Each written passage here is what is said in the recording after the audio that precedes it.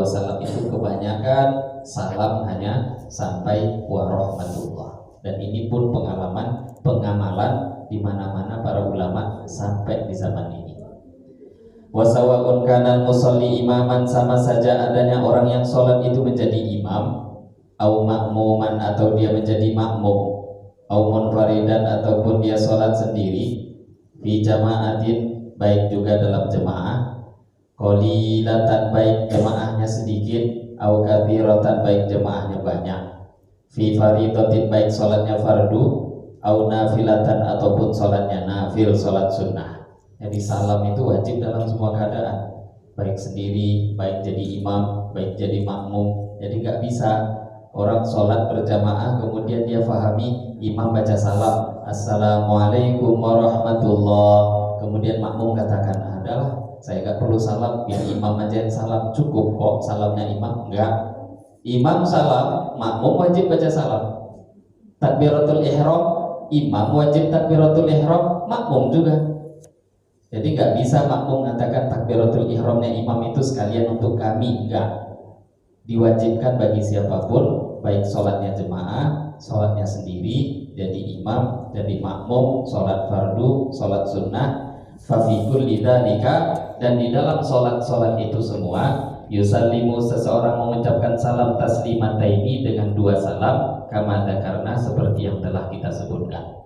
Wa yaltafitu, dan seseorang menoleh bihima dengan mengucapkan salam tadi, ilal janibaini kepada dua arah, kanan kiri.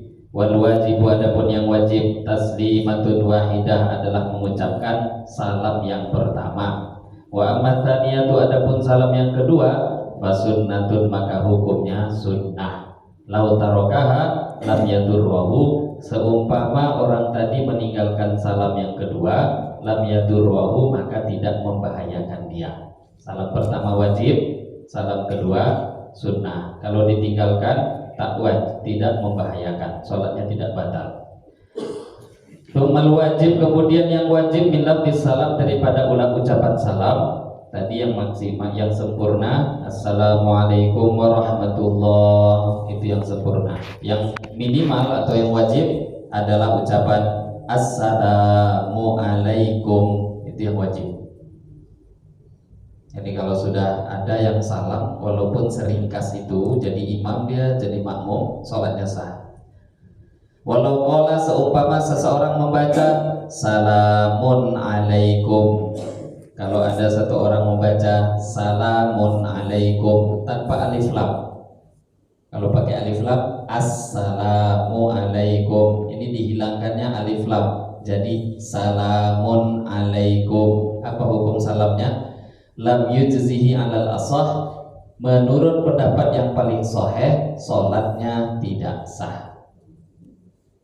Jadi gak bisa salamun alaikum.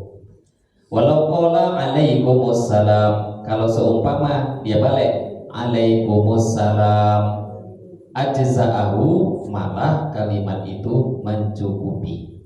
Alal asahi, menurut pendapat yang paling sahih. Kenapa? Karena ini kalimat sudah dihitung salam. Tapi kalau salamun alaikum itu ikhtilaf. Kita jumpa orang salamun alaikum, nah assalamualaikum. Tapi kalau dibalik itu alaikumussalam, memang itu jawaban salam kan? Jadi boleh atau tidak, di sini pembahasan sah atau tidak ya Bapak Ibu. Tapi kalau dia buat nanti hukumnya lain, walaupun sah, itu khilaful aula, bertentangan dengan yang lebih utama. Sebagian ulama mengatakan makruh. Falau qala, seumpama seseorang membaca assalamu alaik au salami alaika, atau dia mengucapkan salami alaika, atau salamun alaikum, atau salamullahi alaikum, atau salamu alaikum, salamu alaikum tanpa tanwin. Kalau tanwin salamun alaikum, ini cuma salamu alaikum. Au qala, atau dia mengucapkan assalamu alaihim, lam yujzihi, maka itu semua tidak mencukupi. bila khilafin, tanpa adanya khilaf, perbedaan di antara para ulama. Jadi gak sah kalau dia ucapkan assalamualaikum atau salami alaik, salamun alaikum, salamullahi alaikum, atau salamualaikum, tidak ada alif lam, mimnya pun tak ditanwin, atau assalamu alaihim, itu semua tidak sah sholatnya. Bahkan bukan hanya tidak sah, watabtulu sholat, watabtulu dan batal sholatuhu, sholatnya dia, in qalahu, kalau dia mengucapkan kalimat-kalimat itu semua amidan, dengan sengaja, aliman, dan dia tahu hukumnya, fi kulli dzalika, dalam semua kalimat tadi. Ya kalau memang tahu hukum disengaja batal, tapi kalau tidak sengaja nggak batal. Nggak tahu hukum nggak batal juga. Jadi kalau tidak tahu itu kadang ada pula gunanya Bapak Ibu. Nggak tahu ya nggak apa-apa, tapi tadi amal ibadahnya tak bernilai. Nah, orang-orang yang memiliki ilmu, yang alim, kadang tidak beramal pun dapat pahala. Orang kalau tak alim, beramalnya tak ada pahala. Karena tadi potensi amalnya itu tidak sah itu sangat besar. Dia mengerjakan hal-hal yang membatalkan sholat, hal-hal yang membatalkan wudhu, tapi dia nggak tahu. Kenapa nggak tahu? Itulah orang yang tak alim. Nah, orang yang alim kadang dia tak buat amal, tapi karena niatnya pandai, ilmunya ada, pahalanya dapat.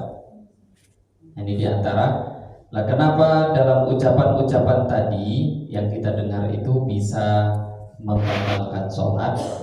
Karena ini sama dengan pembahasan sebelumnya, bahwa ucapan-ucapan assalamu alayka, salamun alaikum, salamullahi alaikum, itu semua adalah ucapan-ucapan mengajak orang lain berbicara. Itu namanya khitab. Nah sekarang dalam sholat kok berbicara? Kalau kita mengucapkan pembicaraan pada orang lain itu gak boleh. Maka di dalam sholat kok jawab salam orang, batal sholat, batal. Lah ucapan-ucapan itu tadi mengarahnya ke arah itu semua. Nah jadi memang betul harus lafaz yang diajarkan oleh Nabi Shallallahu Alaihi Wasallam. Kemudian beliau melanjutkan bahwa wa ingkana fa innahu la tabtul salatuhu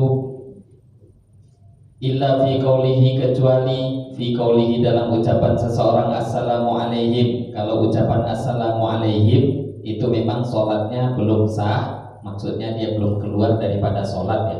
Assalamu alaihim ini ucapan salam begitu tidak dianggap, tapi fa innahu la tabtul salatuhu, hanya saja ucapan assalamu alaihim tidak membatalkan sholat.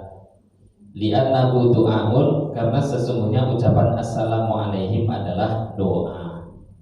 Wa ikana sahiyan, apabila dia lupa